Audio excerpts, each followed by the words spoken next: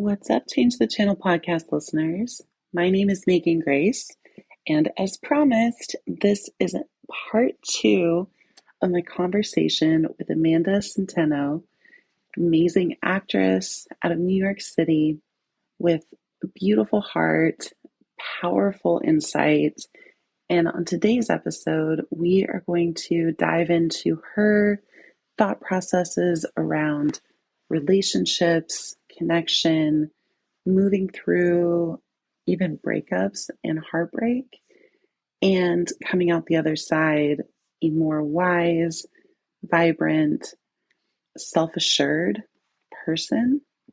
It was a beautiful and super potent part of the conversation, which is why we decided to create a whole separate podcast just so you can dive in to this gem, this bit of goodness. And bonus and exciting, she turns, her birthday happens in the middle of this episode. And so we get to be with Amanda in her last hours in one age and then moving into the next age. It's a powerful and potent portal that we got to be a part of. So please listen in, grab a notebook. Honestly, there's some really good stuff in here. And this is another episode of Change the Channel podcast. Let's get into it.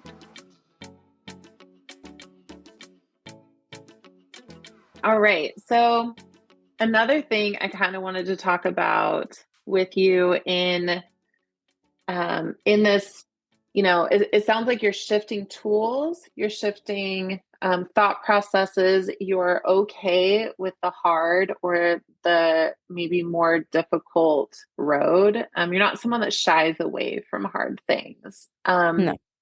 And another thing that we've been talking about recently is you've been moving through a season of a breakup and learning so much about yourself, it sounds like, and so much about, again, like the tools that you wanted to keep, the tools that you're kind of shifting through. And it feels like you've been giving yourself a different version of spaciousness around all that's been coming up around this breakup.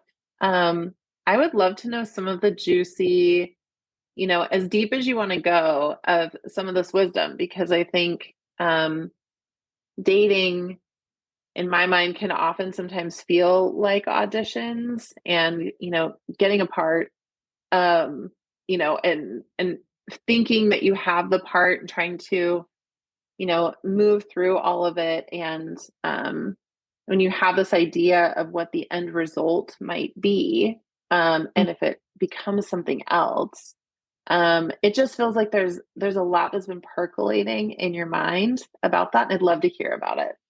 I mean, it is funny that oftentimes people in the business will be like, treat your acting career like your dating life.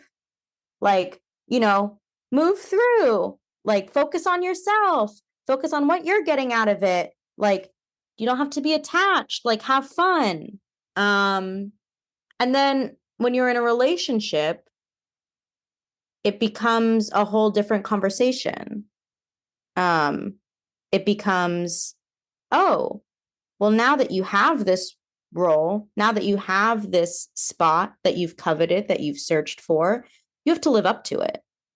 Actually, I remember I was in an acting class and my teacher talked about a guy who booked a big series regular role on a show and got fired in the first week of booking it. Going to be on set because he kind of self-sabotaged, like he didn't prepare. He didn't show up in the way that he showed up at the audition. He couldn't do the material. And he couldn't sustain that level of rigor for a show. And wow. I think that, as somebody who has not been in very many longer term relationships. I feel like I was itching to have the role, to play the part, to be with somebody. And I was. And it was great. It was imperfect. It was dissatisfying. It was really fun and joyful. It was a lot of things. It was everything. And I think moving out of it, I'm in a similar, well, they say that everything is the same. I'm in a similar place of like, oh, when I've moved through heartbreak before, these are the things that I would do. And now I actually feel like I haven't really had to do anything. And that for me is not comfortable. It's actually been both really amazing, because I think the first thing that I noticed was there were a lot of opportunities coming to meet me in terms of like acting and my creativity and theater. I was meeting a lot of new people, like fresh out of it. So I was kind of in this space of change and novelty anyway. And I also think that like what I was finding was that the love that I could not put into that container anymore was being so readily received by the world around me, the people around me, the art around me, the things that were happening around me. And I mean, this happened like truly last week. I looked at a wall of vapes because my ex vaped and I hated it. And I almost broke down crying because I was like, strawberry, mango, guava. The hell is this? And I think that like, feeling very out of control has been frankly uncomfortable. As somebody who, I mean, you kind of prefaced it before, as somebody who is very unafraid to go into the depths, very growth minded, works on myself, check, therapy, like, it doesn't really prepare you for the fact that like, when love is part of a transaction, like you will have to feel.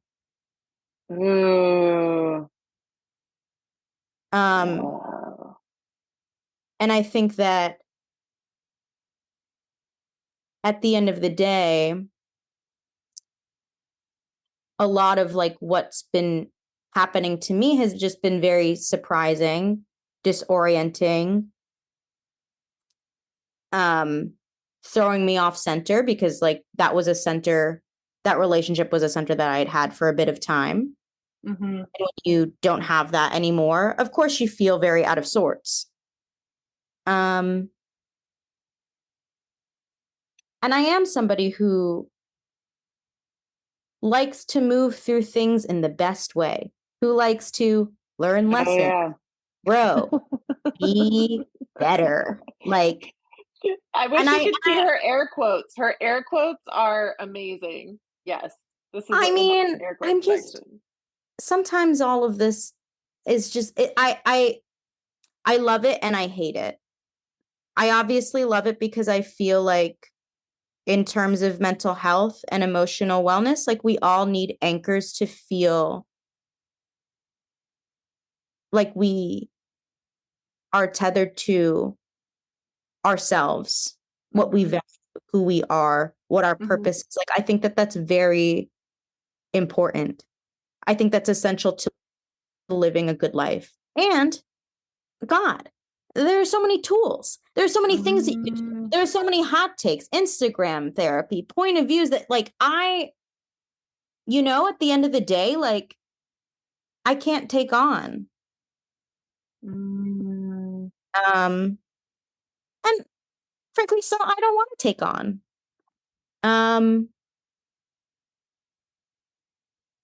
It's interesting. It almost sometimes, you know, a channel that we can change is that sometimes like the thought process is if I just know the right, like if I'm just in the right modality, or if I just have the right person to help me, or if I just do whatever, then it almost feels like there's this interesting silent contract that says that if you're in therapy, all of a sudden a breakup won't hurt, or you'll manage it perfectly, or it'll be a smooth thing. And what I hear you saying is, it feels like there's this shift to the idea that that you are resilient yourself. It sounds like you're being curious and taking a step back and just simply feeling what you feel, and not trying to rush to get an answer about anything, but simply realize that you are in an ever flowing fountain of love, and that there's so many places to water with the love that you have. Um, because it sounds like the way you were talking about it was like there's the heartbreak, but there's also this beautiful excess and overflow that's pouring out into these other parts of your life naturally, because you're not trying to stop the process with the quote perfect solution or the perfect like healing modality. Well, and naturally also because that was me. I think that something that is weird when you go through a breakup is that there was a channel that you had created around giving and receiving, around love, around your deservingness of that or not. And I, through that relationship, definitely had to confront a lot of the ways in which I subconsciously did not believe that I was deserving of like the love that I wanted. And I think I did a pretty imperfect but good college try on it. When the container was gone, the work continued. At the end of the day, obviously, like picking a partner, picking somebody that you want to spend a life with, to build a life with, is not a small feat. And no matter who you pick, no matter if you pick them and then they go away or they come back or then there's someone new, you're still met with you. Yeah. The gratifying part of it was that the love that I put out, because I took a positive psychology test when I was 19 and I found out that my greatest core strength was the capacity to love and be loved. And it was something that it's funny because I remember taking that stupid quiz for homework on a day that I really did not like myself, and that was the answer that came up. And it's also been such a big, I would say, void in my life, and something that I felt like I was never getting right ever. Romantic relationships in general has been something that I have felt hugely rejected around, very failure centric around. And at the end of this, I was like, oh, wow, wait, I'm very heartbroken and very distraught and sad. And I actually feel more capable of the love that I desire than I've ever have in my life. And yeah, I think that the other part of it is that something that I am learning more outside of the relationship that got tested in it was the fact that I actually could feel different ways about this breakup or like this relationship and still be worthy of love.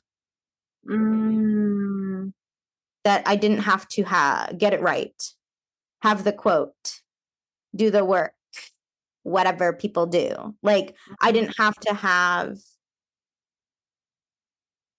the right answer to be deserving.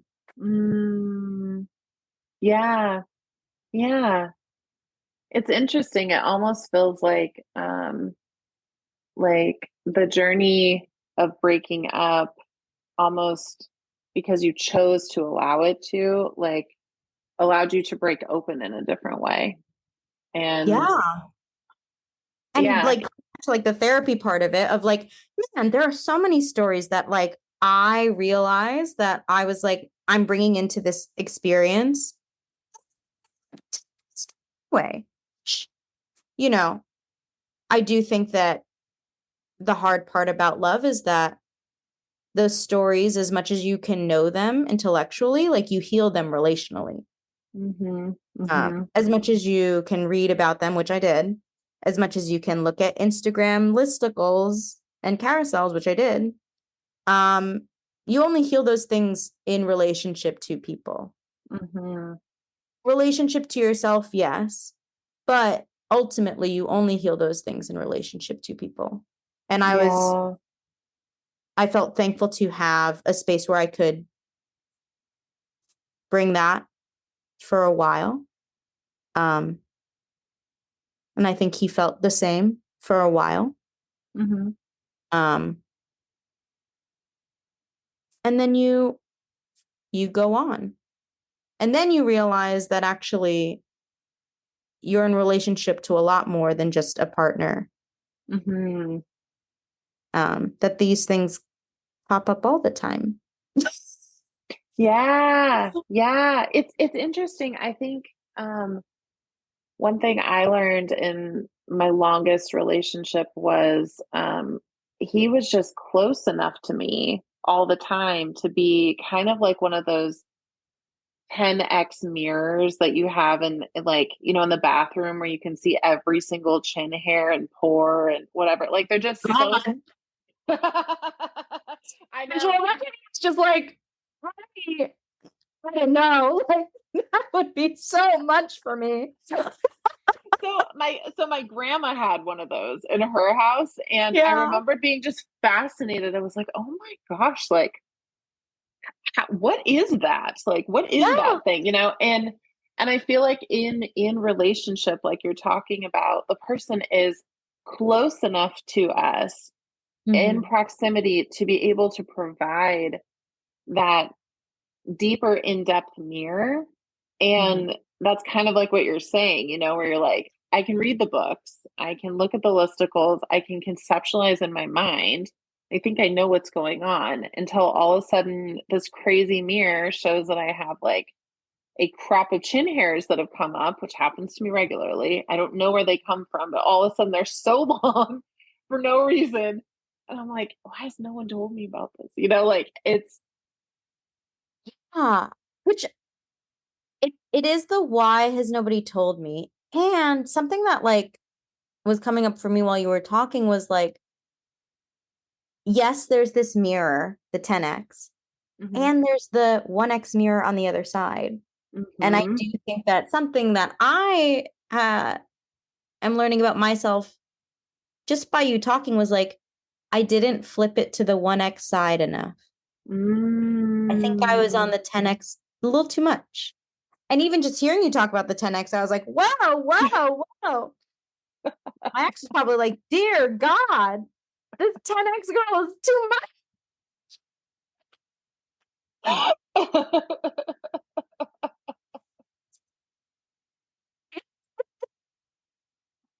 But that's always available on the other side of being highly magnified and made to feel like your chin is the hairiest chin in the face of the earth.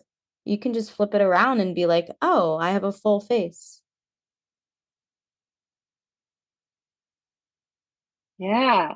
It's interesting. I love this idea of having the option to flip them, right? And that, like what you're saying, you might not be able to fully um, investigate parts of yourself outside of relationship, you know, but you also don't have to completely lose the 1x side that allows you to see your whole face in non-magnification as well. It's like finding that balance. Yeah. And I will say, like, being single, I've been enjoying the 1x view of my fucking face lately. Like, it's It's a been a cute lot. face. Thank you. It's been a lot easier to hold. It's felt nice to not have as much scrutiny around me and who I am and who I've been in relationships and what I knew that I needed to fix, or the ways that I had failed. Mm. And I think, like, in terms of a parallel story to, like, almost what I'm thinking about with acting is like, oh, well, what's the story that I want to tell? Yeah. And I don't think I'm as latched onto one yet in this realm of my life, but I'm excited to tell a new one, because I think that something about this relationship was it felt like the last time I was going to tell that story, because I had already made a lot of changes. I came out a pretty different person. Mm-hmm. And and I think that it'll be exciting to, because I'm a different person, to restart a new story. I love this. And you're restarting a new story, stepping into, a next year of your life. I think it's always really interesting to have these mile markers, where it's like, Yeah. okay, I'm feeling this churning, I'm feeling this kind of shifting. And now, it's almost like there's a line in the sand to be able to say, like, okay, and now what grew from it in this amount of time. I love Yeah. that.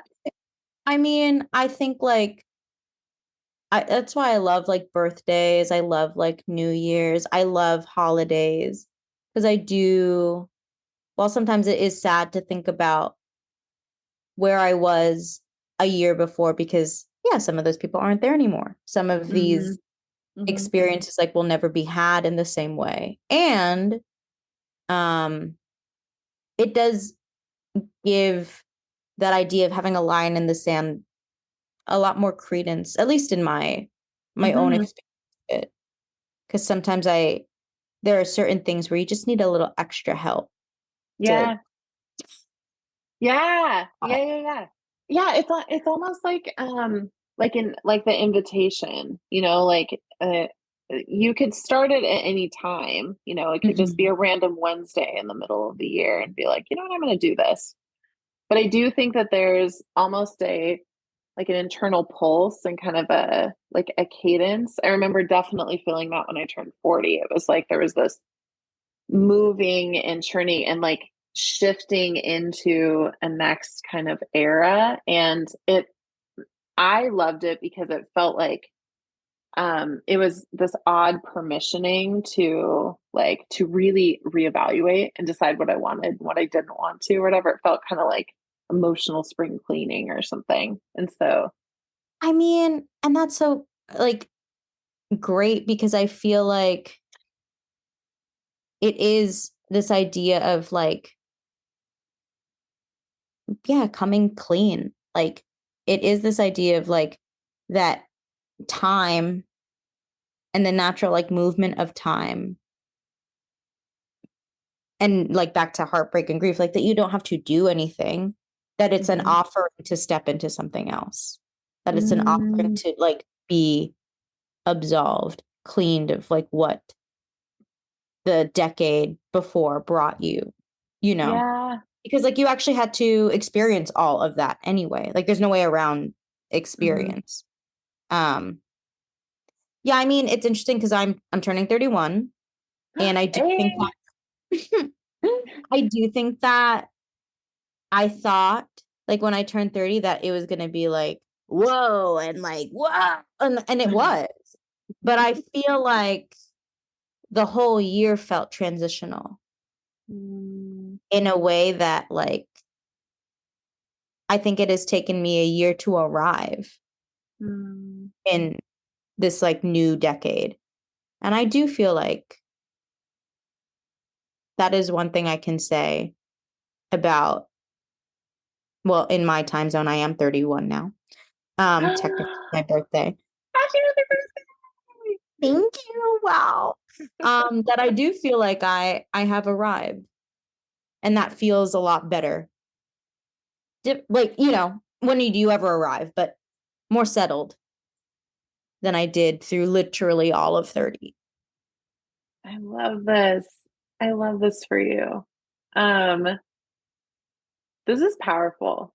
I'm getting chills that I get to be the first person to wish you happy birthday. I really love that. I love that this will be, you know, when we talk about lines in the sand, this episode is going to live, you know, in the streaming platforms. It's going to be this line in the sand moment too, you know, where we like drew a heart maybe in the sand and we're like, we were here, we did Which this is thing. so crazy because I mean, I started this conversation with you talking about how I never wanted to be on film because I never wanted to be perceived or like held on to an idea of myself or tied to like this thing. And I don't know, like kudos to me of like just being in a completely different place with my vulnerability and my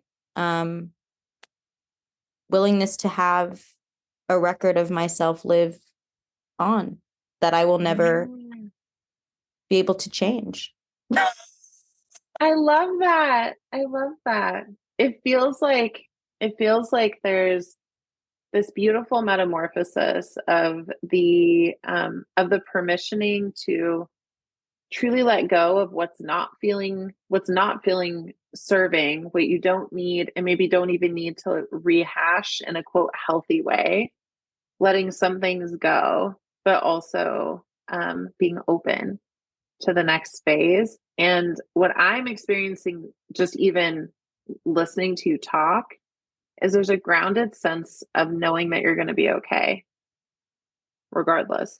It's the resiliency within yourself. It feels really It's powerful. been feedback that I've gotten a lot in my life that people always say like, oh, Amanda, she's going to be okay. Or like when things would happen with like my representation or like just life, like people would always just say that to me. And I think because I have weird feelings about strength and resiliency, like I was kind of resented it a little. And I feel like it was so back to even just like zooming out into this whole like rejection conversation of like, it was because they were telling me that because I didn't get what I wanted. Yeah. In the way that I had hoped.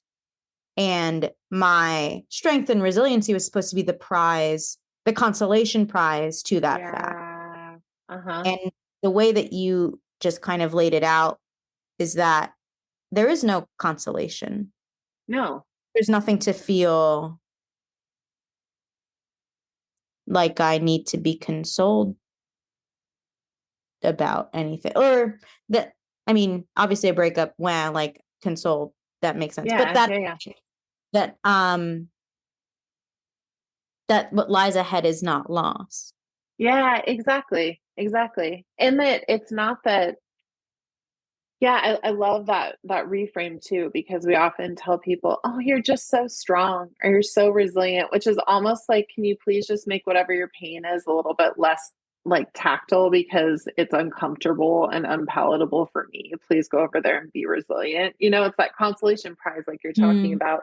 And what I'm noticing from you is it's a peaceful resilience. It's this feeling of like, wow, I've walked a lot of ways. I've tried things. Um, I've grown, I've learned some failure resilience, but now I'm open to the receptivity of getting what it is that I do want. It sounds like there's this juicy kind of marinatingness of like what it does feel like to feel of worthy of good things, and understanding how much capacity for love you truly have, and that is an interwoven, integrated part of who you are. And that is resilient.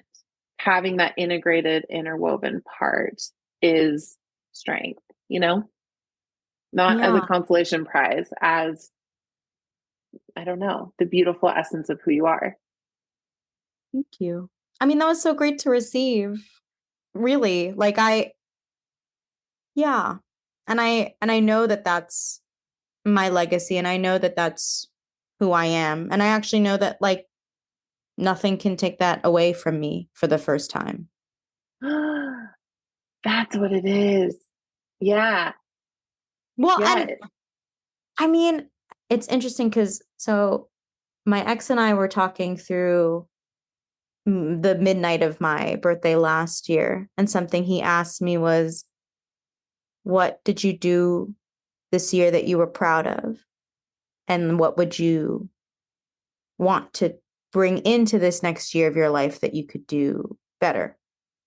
And I don't quite remember what I said, but this year, like what you were saying, kind of made me think of like what I did do really well this year was really own the fact that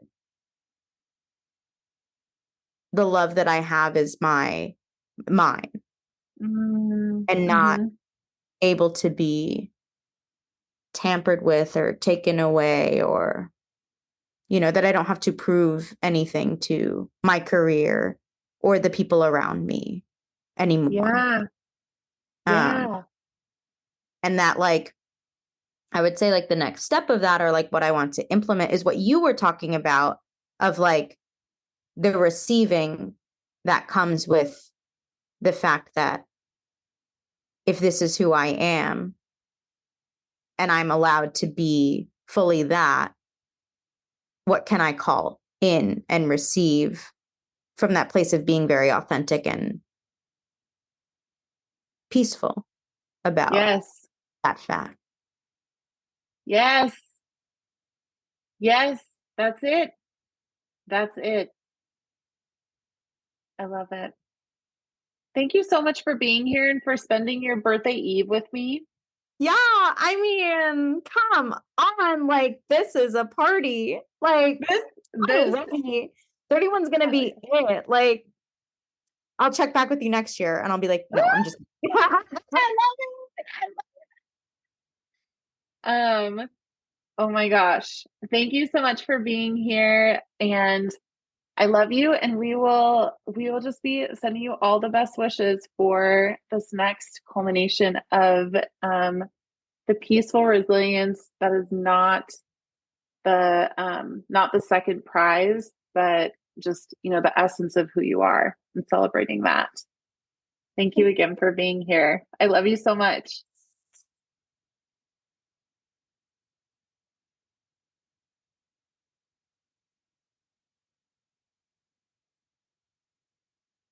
Amanda? yeah. So my screen did the weirdest ass thing, and I can't find you on here anymore. And so I was like, oh my gosh, it's gonna end. And then I don't know how to find her on here. Oh my God. I was like, this is hilarious, but I'm listening and I'm totally with you. And now I'm trying to find you again. I So mean, I was like, she don't need to be found, but like I'm here. That was yeah. so fun. Also, like I feel like I have to debrief that experience now. I'm never gonna shut up. I'm Gemini excited. season. Yes. Yes, yes, yes. Well, let's just keep talking until this thing runs itself out, and then I'll call you back on On WhatsApp. Yeah, because that, I mean, thank you so much in terms of like, I really do have such good vibes about this year. And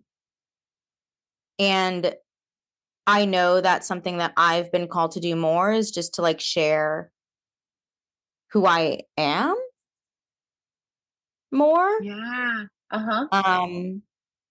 And like to just have a platform that you like generously have to like do that. I mean, part of me is like, who the fuck would listen to this conversation? I'm telling you, I think that every time I record a podcast, and then,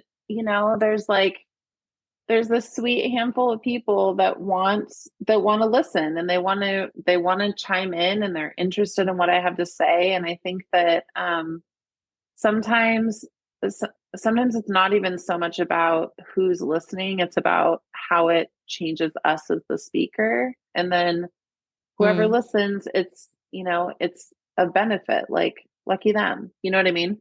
Well, that's what it felt. It felt like I was like, oh, like this is for us.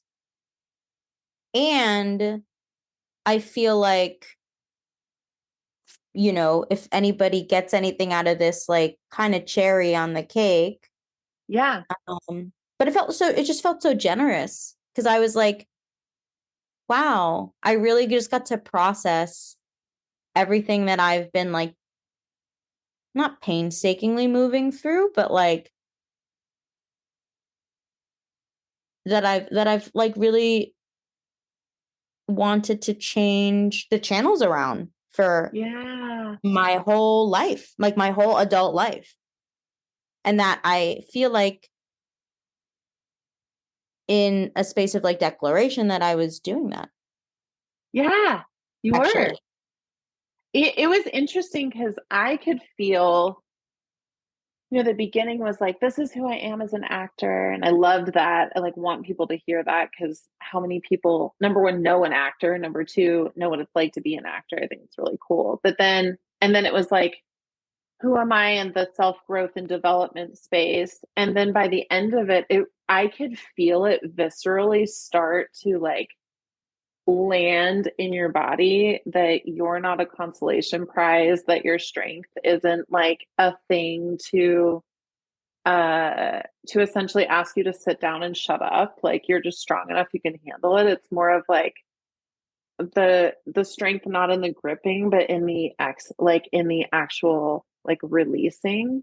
Strong enough to trust that you can be embodiment of peaceful resiliency. Like, I don't know. It was so tangible to me. And from knowing you in the ways and times that I have, I'm like, I feel so, so blessed to have been able to like actually feel that land. Cause now I can remind you, be like, do you remember that one time? Cause that was fucking cool. Remember it's recorded? Yeah, I know. It's funny because I have actually had with different mentors and different people that what you kind of like illustrated is like a lesson that I've had to relearn so many times and that I have actually tried so hard to get, which is the opposite of how you should learn that lesson. It's so funny to be like, I did feel this idea of release around it for the first time in my life because it is something that like people have pointed out in me a lot. And I think that what's hard with like resiliency is that what you're also holding on to is the fact that you feel like you have to hold on. Yeah. Because there's nothing to tether you, actually. Oh my gosh. And it's weird too when it's almost like walking in and you're typecasted, kind of like, oh, you are strong. Yeah. Go over and stand in the strong section. I oftentimes get typecasted as being grounded and safe. And so people are like, I'm just like, I might trigger the fuck out of you. Like, if you heard half the shit that goes on in my head, you never know. Like, you just never know, So I will, because I'm a human being. As are Right. you. We're porous, sensitive people. Yeah. I mean, if we allow ourselves to be, like, that's a whole other story.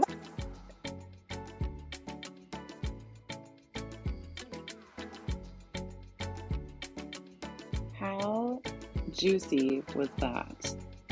I mean, the thing I will say on the channel that I'm currently changing, even as I'm sitting here editing this this podcast, is that technology decided to edit out a portion, actually a large portion of this conversation. Zoom just didn't download it.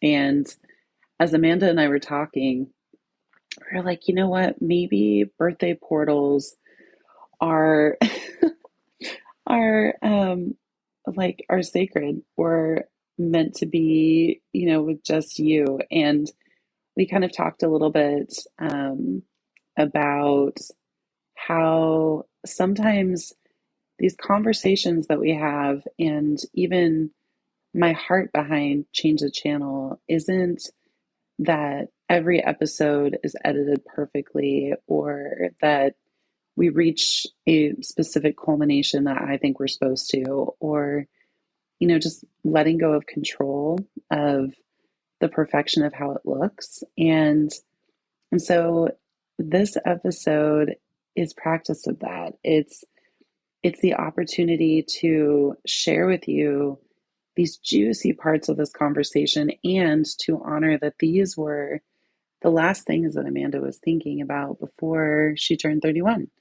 So it's actually kind of sacred and special, funky in a different way. Wow, am I checking my channels around, quote, being the perfect podcast host, or what technology should or should not do for me. Yeah. So if you notice that the conversation sort of phased out a little bit abruptly, that was a gift from Zoom for us to realize that even if a conversation is deep and juicy and could go on for forever, the part that's here, the part that we present, the part that we share, is also a beautiful gift and beautiful offering. And so I really hope that in this episode, and as you heard Amanda talk through and how she's put down some of the labels, or the feeling of being a, quote, good healing person, with checklists and listicles, and who she thought she was going to be in relationship, but now where she's taking her light, what she's doing with that, and how she's allowing herself to just be. That was really inspiring to me. I hope it was inspiring to you. I hope you just were able to feel some of the sparkle through the phone that Amanda brings to all of her conversations, thought processes, and the personal growth that she does with herself, for herself. It's very inspiring, so beautiful. And yeah, thank you so much for being here, Change the Channel Podcast Fam. Please check the show notes. I will put information about how you can get in touch with Amanda if you want to talk to her further. If you happen to be booking for an actress, she's your girl. And also, if you have a channel that you're changing in your life, maybe you're going through a breakup, or maybe you're in another time of transition. There's a lot of people that are moving through things around jobs, and there's a lot of shifts happening. As this podcast is being released, it is solstice, which means we're even changing seasons, outside in nature. Summer is coming, the sun is out, there's a level of vibrancy in the air and possibility. And so if you're feeling that, if you are just realizing that you're kind of, like a hermit crab, where the hermit crab knows that the shell it's in doesn't fit anymore and it needs to go on to the next one, and it isn't quite sure how to do that, it just wants some support in the in between. I'll also put a special offering, a change the channel conversation, where you and I can sit down with a channel that's been running in your mind that you want to shift and workshop and have some intentional support around. They're called Change the Channel combos. And they're short, juicy, solution-focused, intentional conversations where we can alchemize the things that are feeling sticky and invite in expansiveness in the places where you're feeling ready. Because changing the channel is a powerful thing when we do it with ourselves, but it's also a force when we do it together. So go ahead and check the show notes, connect with me, connect with Amanda, connect with yourself, and thank you so much again for being here and for listening to another episode of Change the Channel podcast. Have a great day, y'all. Happy solstice!